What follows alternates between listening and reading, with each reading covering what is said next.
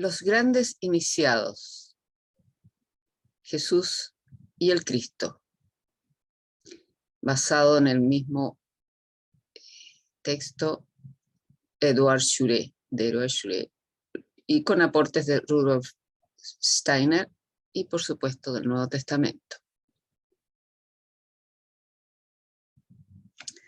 Para comprender mejor la actuación y doctrina de Jesucristo, debemos conocer lo mejor posible la situación histórica de la Palestina de aquella época.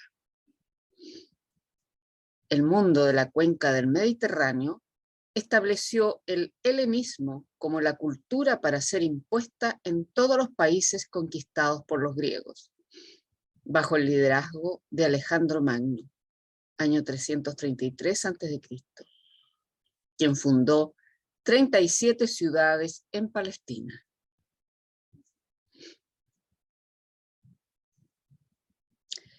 El helenismo o la cultura griega era la religión de Grecia y de Alejandro. Su ideal, su sueño y su deseo fue imponer a todo el mundo el idioma griego, su sistema educacional y su religión politeísta. Su meta era la adquisición de sofía, sabiduría filosófica, buena vida, diversión, pluralismo y globalización. Por medio de la filosofía, el deporte, la política, la música, la religión, la arquitectura, el arte, etc., Alejandro dio al mundo su sueño, su ideal.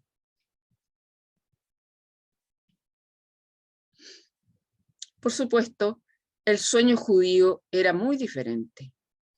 La meta del judaísmo no podía separarse de su responsabilidad como pueblo del pacto, como depositario de la revelación.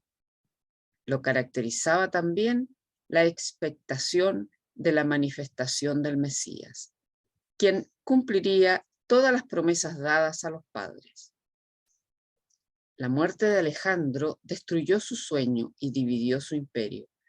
En Judá se levantaron dos familias, la de Onías II, el 240 a.C., y la de Tobías.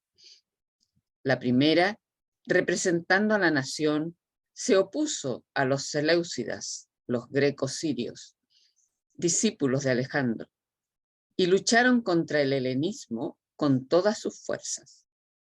La segunda optó a favor del helenismo como una alternativa de sobrevivencia política, dada la superioridad militar de los helenistas.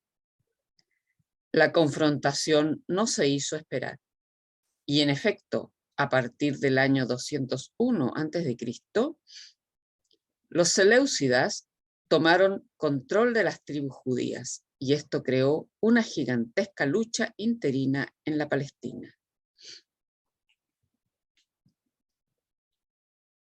A partir de este hecho, el judaísmo, lejos de ser monolítico, comenzó a ser pluralista y a expandirse intelectualmente. Algunos pensadores judíos favorecían el helenismo y pensaban que podía encontrarse un camino medio entre este y el judaísmo. Otros, siendo la mayoría, considerando que la sobrevivencia del judaísmo dependería de su capacidad para mantenerse fiel al Eterno, fiel a Moisés y a los profetas, rechazaban todo tipo de negociaciones con los helenistas. Esto finalmente generó una gran batalla civil en Israel, conocida como Guerra de los Macabeos, entre el 166 y 162 a.C. Como sabemos, los macabeos lograron expulsar a los grecosirios. Purificaron el templo, dedicándolo de nuevo al servicio sagrado. Este acto propició la fiesta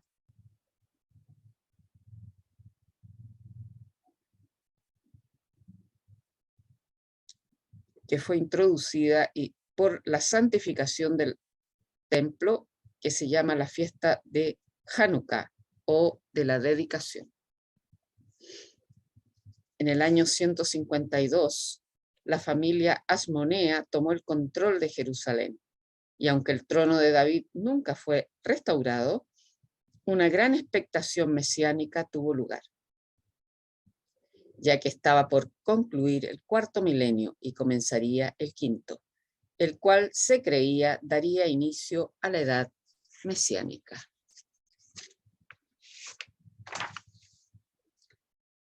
Debemos recordar, no obstante, que aunque los grecos sirios fueron expulsados de Israel, no sucedió así con su pensamiento. Hubo muchos judíos helenistas aquí y allá, y fueron conocidos como los griegos, que no deben ser confundidos con el gentilicio de Grecia, sino como judíos asimilados a la cultura helenista, es decir, con un estilo de vida más griego que judío. La presencia militar romana en Palestina acabó con la hegemonía de la familia Asmonea, aproximadamente en el año 53 a.C. Fue el emperador Augusto quien se proclamó hijo de Dios, Divi Filius, e hizo colocar su imagen y su inscripción como encarnación de la divinidad en una de las monedas imperiales de sus días. Este hecho creó una serie de expectativas políticas y religiosas en el imperio que afectarían muchísimo la vida de nuestro Señor, quien tuvo que enfrentar la perversión del concepto Hijo de Dios, introducido por los romanos en sus provincias juntamente con el culto al emperador, y su misión como el Mesías sufriente. El nacimiento de Jesús tuvo lugar alrededor del año 6 a.C., cuando el emperador Augusto mandó realizar un censo en todo el imperio.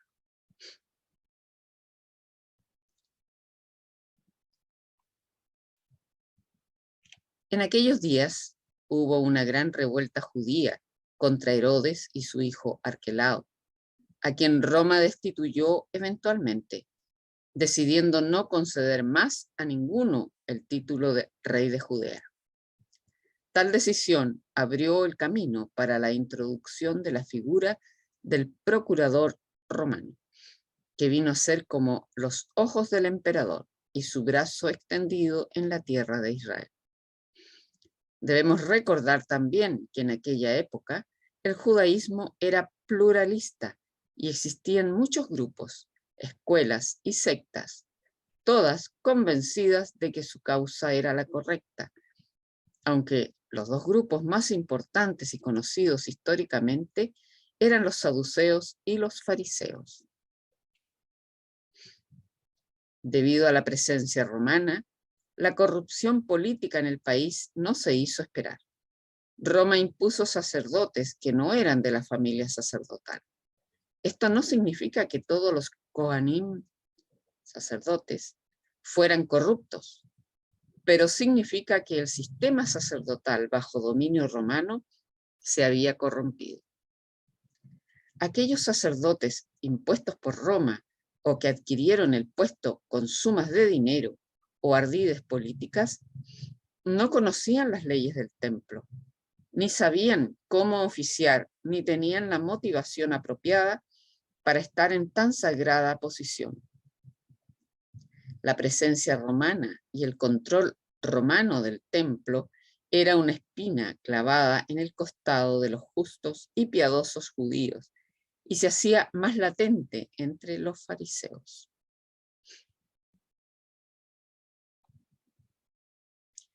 Jesús fue censado como descendiente de la casa de David, circuncidado a los 8 días en Belén y presentado en el templo de Jerusalén 22 días más tarde, según la ley judía, para todo primogénito.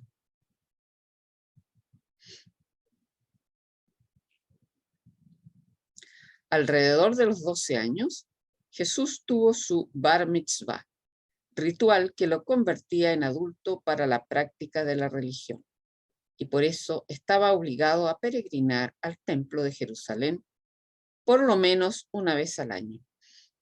también lo habilitaba para participar activamente en las actividades del templo. Así fue como Jesús se interesó por las discusiones que los doctores de la ley sostenían acerca de la mejor forma de practicar la Torá. Siendo un espíritu muy avanzado, sus preguntas y comentarios sorprendieron a los sabios, sobre todo viniendo de un niño que venía de Nazaret, Galilea, una localidad tan lejana y considerada bastante relajada en cuanto a la práctica y el estudio de las escrituras, debido a su cercanía con los lugares habitados por los gentiles.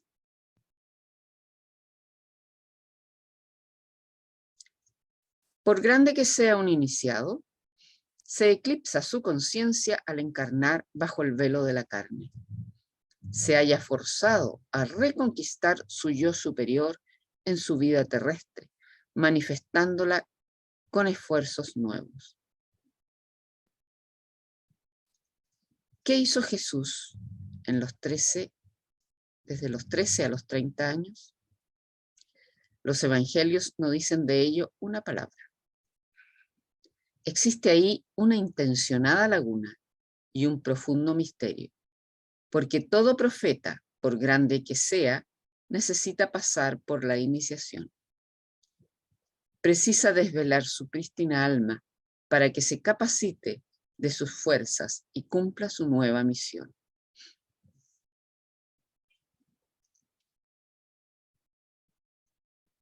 La tradición esotérica de los teósofos de la antigüedad y de nuestros tiempos están de acuerdo al afirmar que solo los esenios podían iniciar al Maestro Jesús.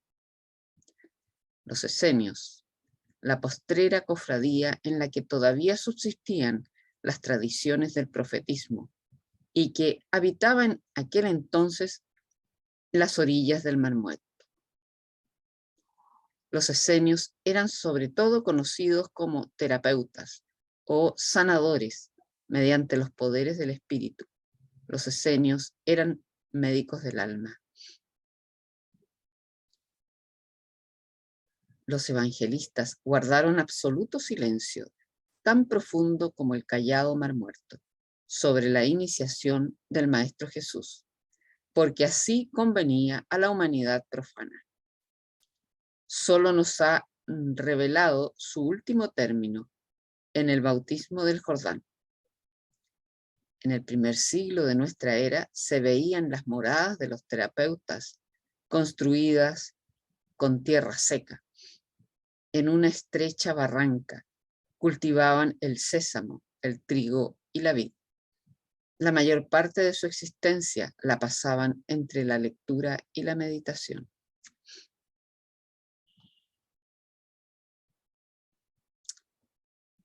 En aquellos días, murmullos insólitos pusieron en guardia a los solitarios de Engadí. 2 esenios que volvían del Jordán anunciaron que Juan, el Bautista, predicaba el arrepentimiento de los pecados a orillas del río, ante una turba inmensa. Anunciaba al Mesías, diciendo: yo os bautizo con agua, aquel que vendrá os bautizará con fuego. Y la agitación cundía en toda la Judea. Y el Maestro Jesús partió, acompañado de 2 jóvenes esenios, Juan Bautista, en quien quiso reconocer luego Cristo al profeta Elías, representaba entonces la postrera encarnación del antiguo profetismo espontáneo e impulsivo. Apretujábase en torno de Juan como una ola, una multitud abigarrada, compuesta de todos los elementos de la sociedad de entonces, atraída por su palabra poderosa. Había en ella fariseos hostiles, samaritanos entusiastas, soldados de Herodes, barbudos pastores idumeos con sus rebaños de cabras, árabes con sus camellos, etc.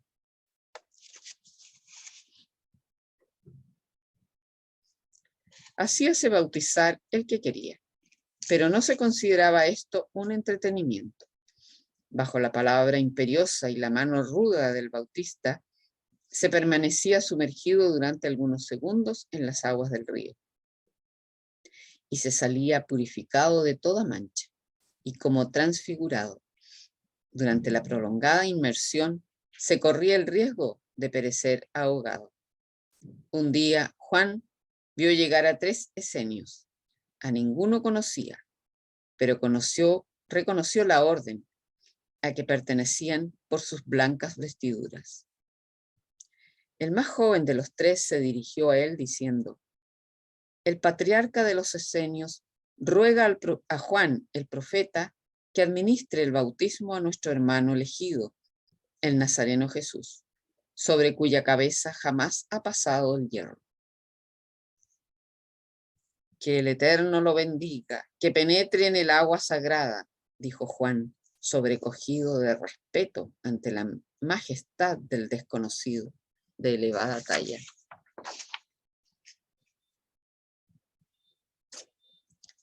En aquel momento, en el silencio solemne, tuvo lugar un acontecimiento de trascendencia incalculable para el mundo. Si bien lo presenciaron millares de invisibles testigos, solo lo vieron 4 sobre la tierra, ambos esenios, el Bautista y el mismo Jesús. El espíritu y sus cuerpos más sutiles se desprendieron violentamente de su envoltura física. En ese momento, 3 mundos experimentaron como el surcar de un rayo proveniente del mundo espiritual que atravesó la atmósfera etérica y la química, hasta repercutir en el mundo físico humano. Un rayo de ese ser sublime que llamamos Cristo, el arcángel solar, se apodera del abandonado cuerpo y se posesiona de él hasta la médula, para animar con nueva llama esta lira humana preparada durante centenares de generaciones y por el holocausto de su profeta. Cuando, ayudado de sus discípulos, revistió otra vez el Maestro Jesús el manto de los esenios, hizo al profeta merced de su bendición y despedida. Entonces Juan, sobrecogido de súbito transporte, vio la inmensa aureola que flotaba en torno del cuerpo de Jesús. Sobre su cabeza, milagrosa aparición, vio planear una paloma de incandescente luz, semejante a plata fundida al salir del crisol. Sabía Juan, por la tradición de los profetas, que la paloma Yona simboliza en el mundo astral al eterno femenino celestial, el arcano del amor divino, fecundador y transformador de almas, al que llamarían los cristianos Espíritu Santo. Simultáneamente oyó por segunda vez en su vida la palabra primordial que resuena en los arcanos del ser y que lo había impulsado antaño hacia el desierto, como toque de trompeta. Ahora retumbaba como un tronar melodioso. Su significado era: he aquí a mi hijo bien amado, hoy lo he engendrado. Tal fue el descenso del Logos solar en el Maestro Jesús. Hora solemne, capital momento de la historia. Misteriosamente, y con qué inmenso amor, las divinas potestades actuaron desde lo alto durante milenios para cobijar al Cristo y lograr que luciera para la humanidad a través de otros dioses. Y por fin se cumplió el deseo de los ángeles, el sueño de los magos, el clamor de los profetas.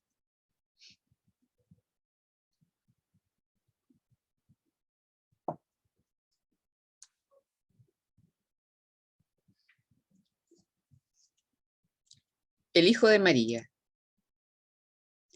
el Maestro Jesús, el iniciado escenio, que se dio al Cristo su cuerpo físico, ofrecióle al propio tiempo su cuerpo etéreo, envoltura admirablemente armonizada y evolucionada. A través de ella, el logos solar que habló astralmente a Zoroastro y en cuerpo etéreo a Moisés bajo la forma de Elohim, hablará a los hombres a través de un hombre de carne y hueso. Con el Cristo apareció por vez primera un Dios, por completo encarnado en cuerpo de hombre. Y este fenómeno sin par en la historia se produjo en el céntrico instante de la evolución humana, es decir, en el punto inferior de su descenso en la materia. El objeto de su misión consiste en espiritualizar la tierra y el hombre, elevándolos a un estadio superior de evolución. Así, en el transcurso de los 3 años que duró su obra, inicia Cristo simultáneamente a su comunidad en la doctrina moral y a los apóstoles en los antiguos misterios que él rejuvenece y renueva, perdurándolos. Pero al contrario de lo que acaeciera en Persia, en Egipto, Judea y Grecia, esta iniciación reservada antaño a unos cuantos elegidos se propaga a la luz del día mediante reuniones públicas para que la humanidad entera participe de ella. La vida real de Jesús, dice Rudolf Steiner, fue un acontecimiento histórico de lo que antes ocurría dentro de la iniciación. Lo que hasta entonces permaneciera enterrado en el misterio del templo, debía por él recorrer la escena del mundo con incisivo realismo. La vida de Jesús es, pues, una pública confirmación de los misterios.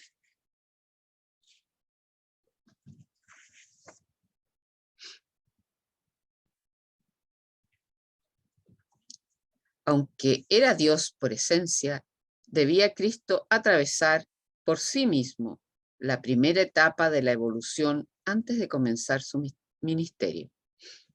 No le es posible al hombre ordinario adquirir la visión del mundo astral, más que preparando su doble inferior con la oculta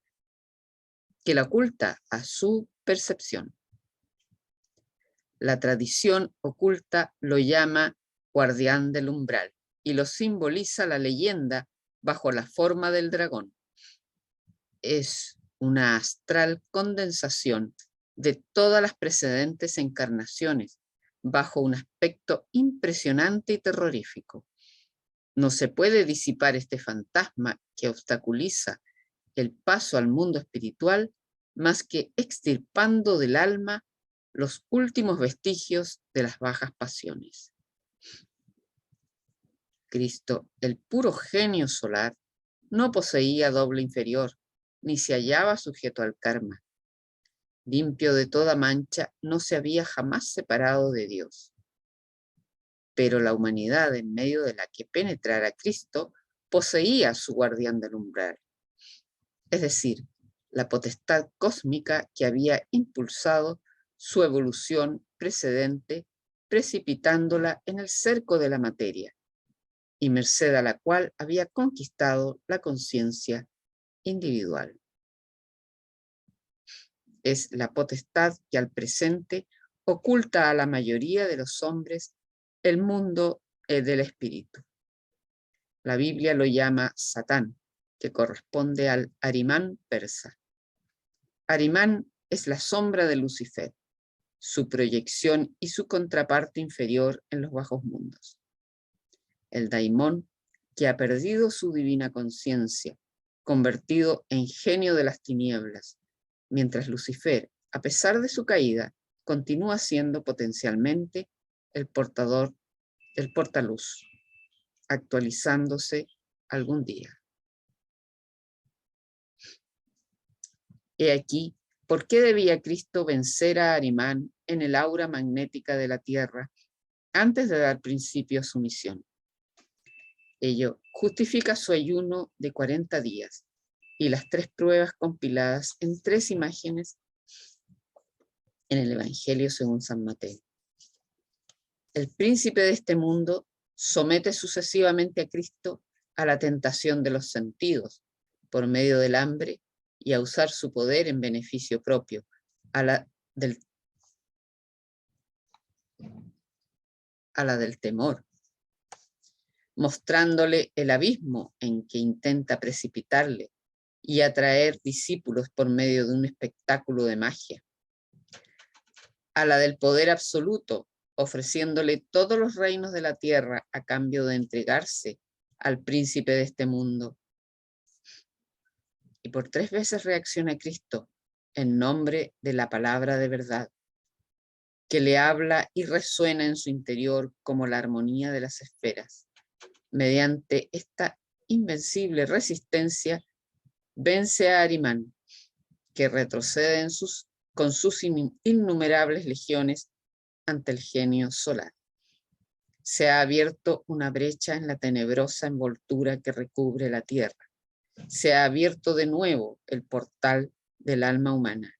Cristo ya puede entrar.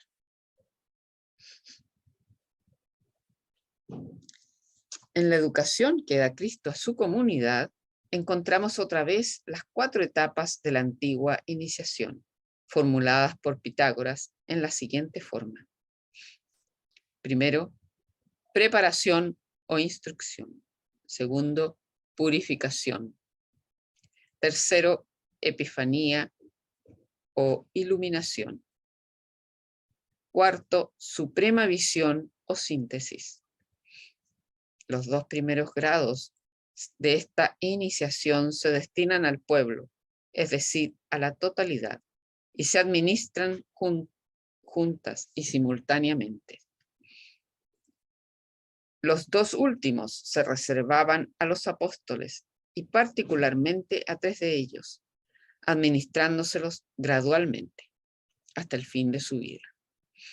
Esta renovación de los antiguos misterios representa en un aspecto una popularización y una continuación, y por otra parte predisponían y capacitaban para la vivencia sintética por medio de una más elevada espiritualidad.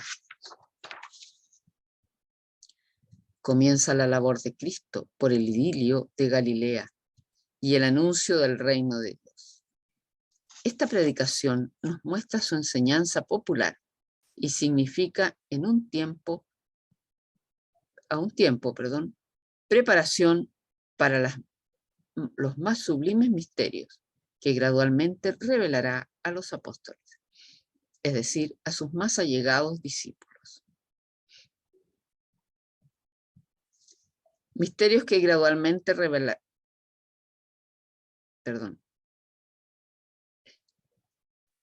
corresponde a la preparación moral en los antiguos misterios. El Dios encarnado en el cuerpo de Jesús de Nazaret sustenta un divino plan gestado durante siglos en líneas vastas como rayos solares. Ahora que es hombre y cautivo de la tierra, el mundo de las apariencias y de las tinieblas, precisa buscar la aplicación de aquel plan, paso a paso, grado por grado, sobre su pedregosa senda. Estas verdades, impregnadas de la voz intensa y la mirada del maestro, no se dirigen a la razón, sino al sentimiento puro. Penetran en las almas como celestial rocío, sustentando mundos. Contienen todo el misterio de la vida espiritual y la ley de las compensaciones que enlaza las vidas. Una de sus características es el entusiasmo que provoca y la fe que exige. Con el Cristo, algo insólito penetra en el humano yo, algo que le permite percibir hasta las últimas profundidades de su alma, este mundo espiritual no percibido hasta entonces más que mediante los cuerpos etéreo y astral. Cristo es el amor en persona y trae con él el amor. comillas, existe una diferencia entre la comprensibilidad de un pensamiento y la fuerza que nos inunda como un torrente de vida.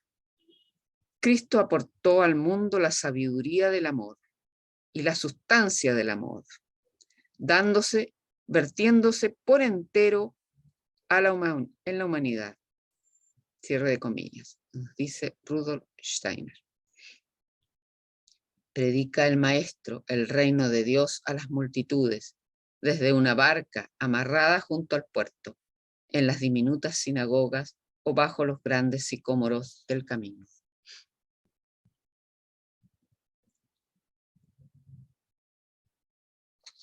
El concepto esotérico del milagro no se fundamenta en un truncamiento o en una tergiversación de las leyes de la naturaleza, sino en una acumulación de fuerzas dispersas en el universo sobre un punto dado y en una aceleración del proceso vital de los seres. Antes que lo realizara Cristo, milagros análogos se habían operado ya en los santuarios de Asia, Egipto y Grecia, en el de Esculapio, en Epidauro, entre otros, como atestiguan inscripciones múltiples.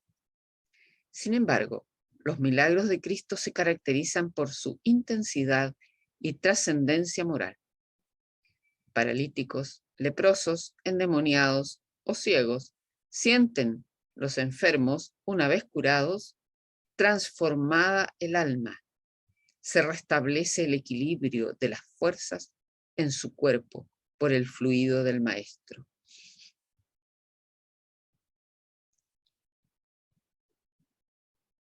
Cristo tuvo su doctrina secreta reservada a los apóstoles, a la que llamaba misterios del reino de los cielos. Contemplada de cerca la jerarquía, se acentúa y escalona conforme a los 4 grados de la iniciación clásica. En primer lugar, el pueblo, al que otorga la enseñanza moral bajo la forma de símiles y parábolas. Segundo, siguen luego los 70, que recibieron la interpretación de aquellas parábolas. Tercero, luego los 12 apóstoles, iniciados en los misterios del reino de los cielos. Y cuarto, y entre ellos 3 elegidos, Pedro, Santiago y Juan, iniciados en los más profundos misterios del mismo Cristo, los únicos que presenciaron la transfiguración. Cristo, cuya misión consistió en divulgar los misterios a los ojos del mundo, engrandeciendo los umbrales, quiso que su discípulo favorito trascendiera a la suprema crisis que libra al directo conocimiento de la verdad. Cuando exclama el Maestro, «Levántate, Lázaro», aquel que se yergue ante la multitud asombrada no es el legendario Lázaro, es el apóstol Juan, quien ha contemplado la divina luz. El verbo creador, «Levántate, Lázaro», ha vibrado hasta la médula de sus huesos y lo ha convertido en un resucitado del cuerpo y del alma. Juan comprende ahora por qué es el discípulo más amado, porque solo él le comprende en verdad.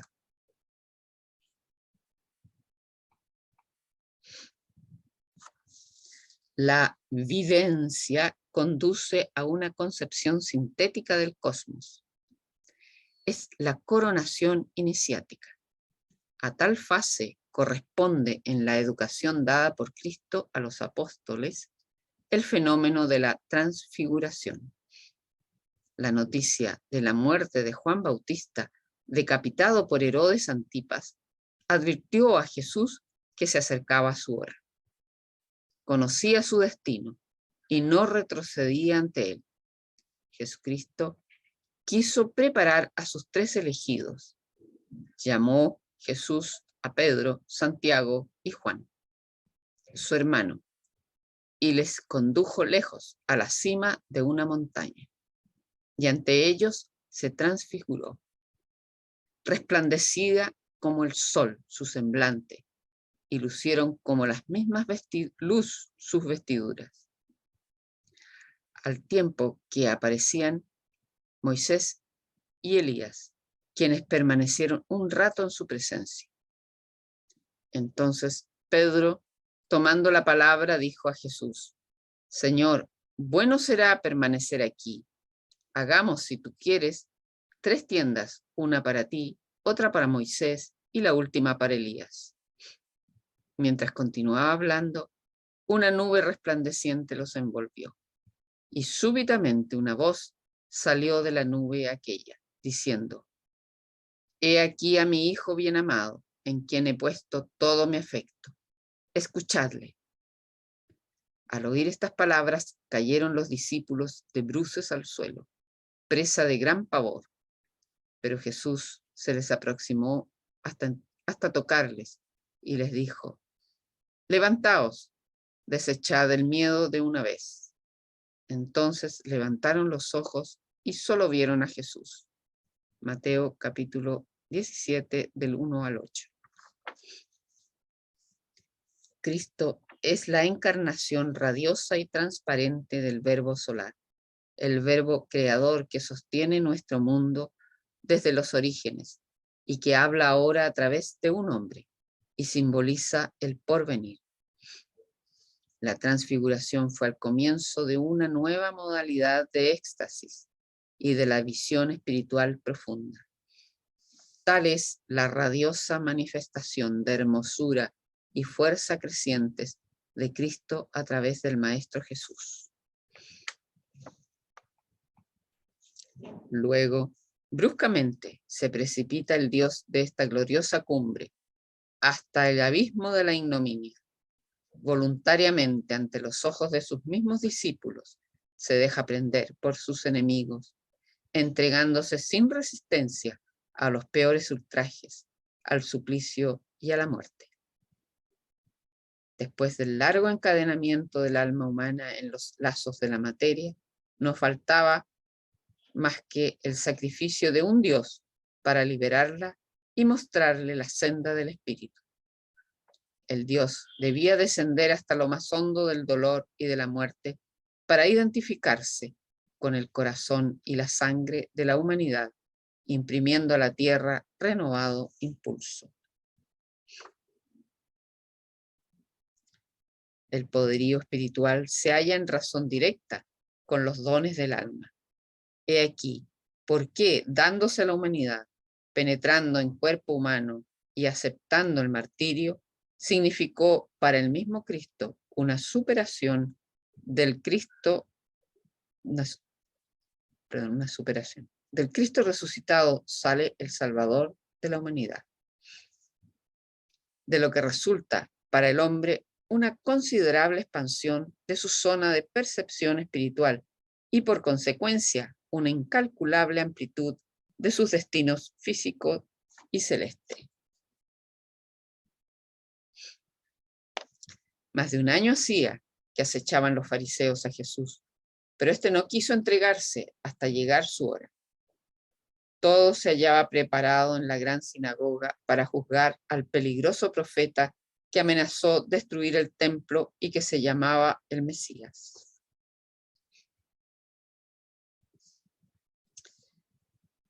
Reúne a sus apóstoles en el retirado paraje de costumbre, una cueva del Monte de los Olivos, y les anuncia su muerte próxima. Consternados, no lo comprenden ni lo comprenderán hasta más tarde. Es día de Pascua. Dispone Jesús el ágape de despedida en una morada de Jerusalén. Hay un depresivo silencio en el ambiente, una atmósfera bastante aplastante y rojiza. Por fin rompe el silencio. En verdad os digo que uno de vosotros me traicionará esta noche. Y Jesús, señalando a Judas, que oprime su bolsa convulsivamente, añade sin cólera: ve y haz lo que debes. Entonces Jesús, partiendo el pan y presentando la copa, pronuncia solemnemente las palabras que consagran su misión y que repercuten a través de los siglos. Tomad, este es mi cuerpo. Bebed, esta es mi sangre. Pero los apóstoles, excepto Juan, que percibe lo inefable, no pueden comprender. Presienten que algo terrible se acerca y tiemblan y palidecen. La incertidumbre, la duda, les sobrecoge.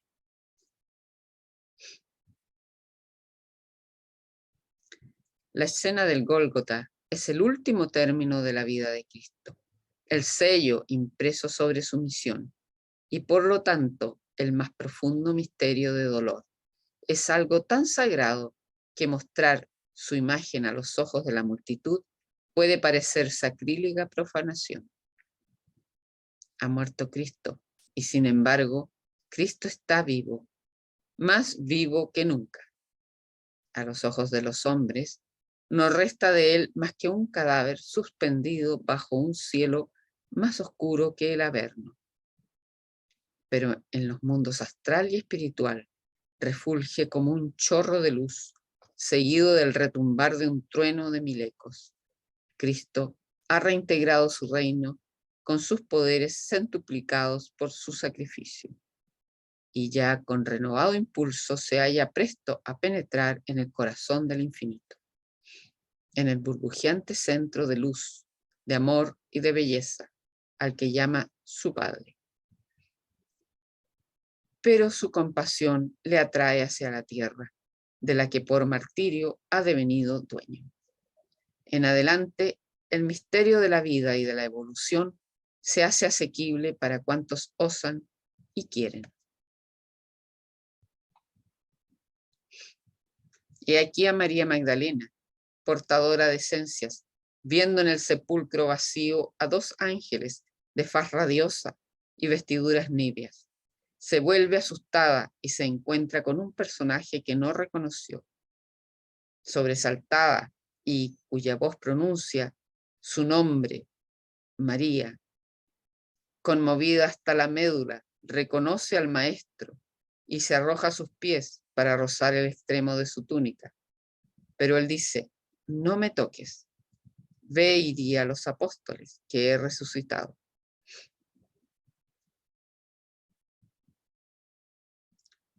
Y cuando por fin se muestra a los suyos por vez postrera sobre la montaña de Galilea, les dice estas palabras: id y predicad el evangelio por doquiera. Yo estaré con vosotros hasta el fin del mundo. Es la solemne despedida del Maestro y el testamento del Rey de los Arcángeles Solares.